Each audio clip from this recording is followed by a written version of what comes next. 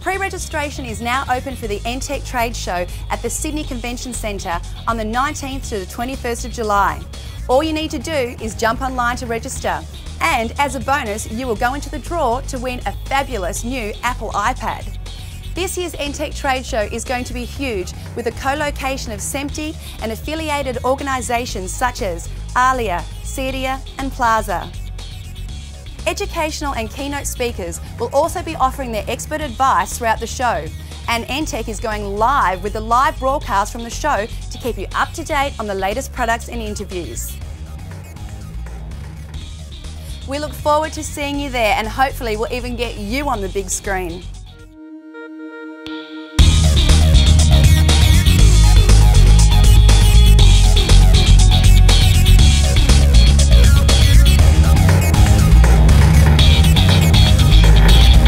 Welcome to the 7th episode of ENTECH TV. We have a huge show in store for you this month. The ENTECH team went out on location to Fox Sports in Melbourne and spoke to their head TV director Jeremy Jones about what's involved in directing a live television program. We also went out and visited our friends at ULA where they are launching the new Chaos Media server. But first, we all love going to the cinemas, immersing ourselves in all types of films from action, animation, drama and the new 3D movies. But have you ever wondered how they project vision onto the large screen? Well, we were lucky enough to go behind the scenes at Hoyt Cinemas in Frankston and spoke to Chief Projectionist James Irvine about how this technology works. My name's James Irvine. I'm the first projectionist at Hoyt's Frankston. My main tasks here is the administration and maintenance of the projection room. Audiences come here to watch a movie, and if you're not up here doing your job, or if you've shown that you can't do it properly, they're not going to get it. You can't just walk up and say, hey, I'd like to learn projection, because there's the responsibility that goes with it as well, but the training involved. The first thing you'll always learn has been film handling. How to take care of the polyester prints that we use, storage, how to run them. Then you get onto the equipments, how to maintain the equipment, what it's supposed to be doing. The difference between 35mm film and digital 3D. Digital 3D, everything arrives to us now in a digital format, either on a hard drive or on a USB drives. It's loaded into a basic computer server, which handles the sound and the video, everything that goes to the projectors and the audio equipment. Whereas 35mm, we've got obviously your 35mm print. It arrives to us in boxes of anything from 10 to 30 kilos worth of film. It needs to be assembled into one piece, has to have all advertising, top and tailed itself, because they arrive in separate spools, then added to the middle in the correct order, the right way around. Every session involves threading up a projector from the film from the centre, through the machine, back to the platters, and then it's just a matter of starting and synchronising all of the equipment at the same time. Well, this in my hand here, this is a copy of Romeo and Juliet. This is, there's 4 different versions of the print on here. There's a 2D 5.1 sound, 3D 5.1 sound, 2D 7.1, 3D 7.1 sound, all fitted on one hard drive. I take this, I load it into our cinema servers, it extracts the film from here, then we keep this as a backup until we're finished. But that's it, the film is already prepared, ready to go. I just add pulses wherever I need something to happen. For instance, just before the start of the credits, we put a pulse on the film and it tells the ushers downstairs, it gives them an alarm. 20 seconds later, the lights will come up in the auditorium, the doors will open. That's all handled by the automation. We also had Romeo and Juliet on 35mm. It came on 5 separate spools. We have to wind all the spools in the correct direction so that they're all facing start out, join them all up into one giant spool, add metal foils or cues onto it so that the automation will know that when a certain part of the film goes through, it has to turn the lights off, bring the lights back up, open up the doors, shut the print off, turn the music on so you don't get a big crashing white screen at the end of the feature. It's a lot simpler doing this. It's basically plug it in, ingest the content, set up your cues, and then it's ready to go. When we grab a film and we ingest it into our servers, it's a triple RAID array. So if one of those hard drives fail, there's another 2 there to back it up until we can get the other one fixed. So we're also going to have less breakdowns. Things like film can break, the machines being large mechanical items, they're a known quantity now, like they've been around for 100 years. So they very rarely break down, but it does happen occasionally, and there's other outside factors that can be affected. A blackout. can, especially at a 12-screen site, one blackout can knock out 12 screens. It's going to be a bit of time to get them all back up. These things have their own battery backups, so if we get a shutdown, it'll just sit there on pause. What we're mainly interested, especially for the audience, is the light output from a projector. And the measurement that they use is foot lamberts. You generally want at least 12, but it's better to have 14 to 16 foot lamberts on your screen. A 35mm projector, when it's set up, they'll have an appropriate sized lamp put into the machine. So out there we're looking at a 17-metre screen, that's at the 1:185 ratio. And that uses a 4,000 watt lamp because of the distance we are from that screen. 35mm, that was the 4,000 watt lamp. Using the digital machine that we've got here, we've actually had to increase it to a 6,000 watt lamp because there's more in the way between the actual image coming off the cell onto the screen. There's 3D panel filter to start with. The audience are going to be sitting in there wearing tinted glasses. That's going to knock out more light. A way to get more light onto the screen instead of using a bigger lamp is to put a proper reflective screen on.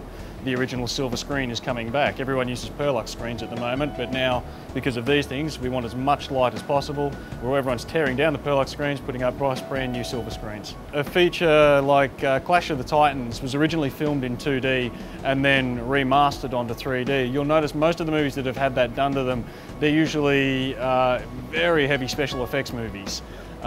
Because a lot of the effects that do become 3D are green screen. Alice in Wonderland is a prime example of that. Shot with 2D just for the acting side of it, but most of the sets and everything was all done on green screen. So the editors, and these are the guys that had the really hard job because they've got to make sure they had enough continuity between the versions that they were looking at and they had all the elements that they wanted. And there's different elements to look at. For instance, in a 3D shot, there'll be something in the foreground that is really distracting to the eye. It takes away from the scene. Because it was on green screen, they deleted that. If you go and have a look at the 2D version of Alice in Wonderland, it'll have some shots in the foreground that aren't in the 3D version, but they are in the IMAX version because IMAX is a much larger screen. For people that want to run their own advertising, you can now get it up on the screen powered by the big projector. It's not a little data projector anymore or a slide projector. It's proper content that has been filmed on any equipment that you can name, and it'll get it up onto the cinema screen in brilliant quality for a fraction of the cost that it would normally have taken you to get it up there with a 35mm print. I will see it in a couple of years. It's just going to be the norm. Everyone will have a 3D movie. The audience will expect that, and it won't be the gimmick. Don't come and see this film because you can see things coming out of the screen. It'll be more realistic. You're expecting to see a train going past. You want to see it coming at you, things like that. It'll be the norm. Jans have been designing, building and operating lighting equipment since we made our first dimmer in 1970. Since then, our products have become a standard feature of lighting rigs the world over. But we don't just offer our own lighting equipment. We've also identified the very best products available from other manufacturers around the world. Whether you're after a control console or a moving light, a dimming solution or a power distribution system, an architectural package or a conventional fixture, Jans has the product to suit your application. Jans, no one knows lighting like we do. Welcome back. Fox Sports is the leading provider of televised sport in Australia with over 1 million subscribers. To produce so much sport, they need a huge amount of professionals working behind the scenes to deliver content for the viewers to watch. We were fortunate enough to speak to Fox Sports leading AFL Sports Director, Jeremy Jones, about how he directs this. Basically, we start every show with a rundown, which comes from the producer, and it tells us what the show's containing, what elements are in the show. From there, we can look at what sort of camera coverage we need to get, what sort of tape material is coming in, what sort of graphics are coming in. It gives us all the building blocks to make the show, and also tells us the important thing is what happens when, what's going to go at the beginning of the show, in the middle of the show and at the end. So from there, we can rehearse anything that needs to be rehearsed. I can go and check the videotape elements coming out of the edit suite to make sure that they're all cut to the way we need them cut. Check all the graphics and then go on air with the show. Essentially, everyone in the crew is assisting in some way to put the show together. No one actually helps me until we get on air, and I have the director's assistant. Her role is to keep time of the show, make sure the show runs to the right time, and also time the tape material that we run. So I need to know if something's going to run 30 seconds, I need to know when it's going to end so it doesn't run out on air to black and we're left with no pictures to come back to. So Openers on 8. 6, 5, 4, 3, 2, 1. A roll, A. Ready 2, on a walk. 4, 3. You're relying on all the cameramen, the audio people, the videotape people to all do their bit to make the show a success. Shows in this studio and also football, there's a certain format to them. So 70–80% of what we do, the cameramen know the brief, they know their role, and they can pretty much do what needs to be done without any direction. You want people that can use their own initiative, so you're not talking all the time, and you can focus on the other elements of the production that need to happen and not worry just about what cameras are shooting what shots. Probably the biggest two changes are the move from analogue equipment to digital equipment. Digital equipment allows us a lot more flexibility in terms of the vision desks like what I'm using here to cut cameras and to cut other sources. These can be programmed to do a lot more automatically. A lot more things can happen at the push of one button, which is why you see when we go to a replay on the football, you see graphics wipe across the screen, score graphics come off, go on, little boxes come up in the corner. All that sort of stuff can be programmed in, which digital has allowed us to do. Cameras on the coaches, cameras in the dressing rooms. Traditionally with full-size cameras you wouldn't be able to get those sort of shots because there wouldn't be the space and they were just too bulky to get in there. Now we can get high quality images from smaller cameras. We can get those sort of shots even to the point of putting a camera on an umpire's hat, dropping cameras on wires over stadiums, things like that. So as the technology gets more miniaturised and the quality improves, we can do more and more with it.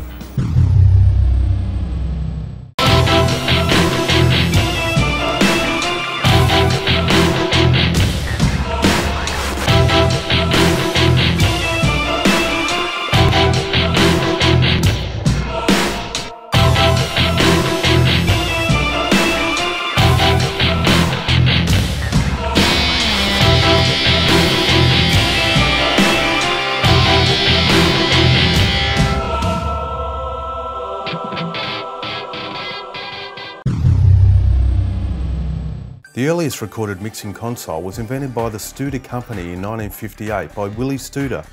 This device, the Studer 69, was a reel-to-reel machine and had two inputs. Over the years, mixing consoles have changed more from the inside out. Up until the early 1980s, analogue recording was the norm until the integration of digital facilities.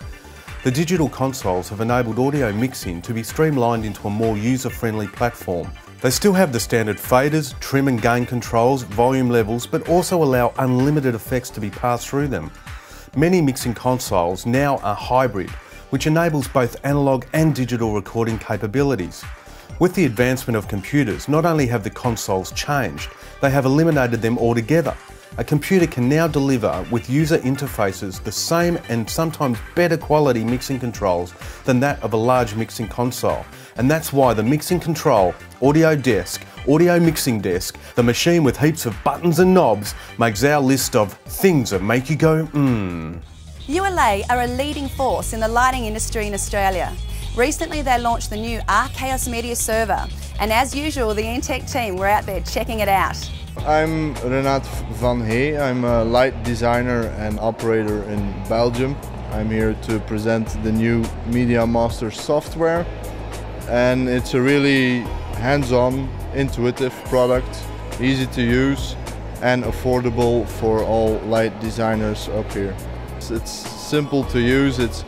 You don't have to study 2 weeks to start using it. You just have to get into it and use it 2–3 hours and you can run a show on it. It's a media server, so you can show visuals on output on video screens. You can control video, LED mapping. That's what the Media Master does. You can install it on cross-platform. You can install it on Windows and you can install it on Mac. You can load every kind of visuals into it. So you can load AVI files, MPEG files into the Media Master software and run it. So it's supports 99.9% of all the codecs. Now we have the Media Master 2.0 with a lot of upgrades and a different, slightly different approach than the 3.6, because in the 2.0 is more intuitive and easier to use, a better library management, and the geometric correction for 3D outputting video. My name is Andrei Klibnikowski. I'm from a company called Backlight, and we operate out of Melbourne, but provide lighting and projection solutions Australia-wide for productions. We've been using Archaos for many years now, actually since 2008, when we purchased our first copy of Archaos VJ DMX, which is obviously the legacy product. And we primarily use the product for theatre shows. So we're incorporating projection and obviously controlling that with Archaos, interfaced in turn to a lighting console to incorporate projection into theatrical performances. So that gives us obviously the ability to assist clients with doing things like virtual backdrops, also with the ability of the Archaos software obviously have full control over the size, position and obviously the media that's been served at any one time, and that's allowed us actually to use it from a virtual set perspective.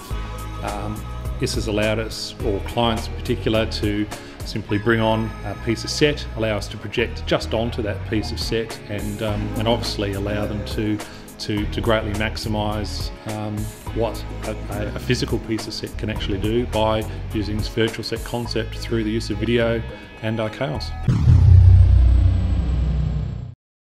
World-class manufacturers depend upon National Audio Systems, Australia's #1 distributor of pro and commercial audio. You can achieve great things with the right products, people and professionals. National Audio Systems. From the internet's best entertainment technology show, ENTECH TV. Bye for now.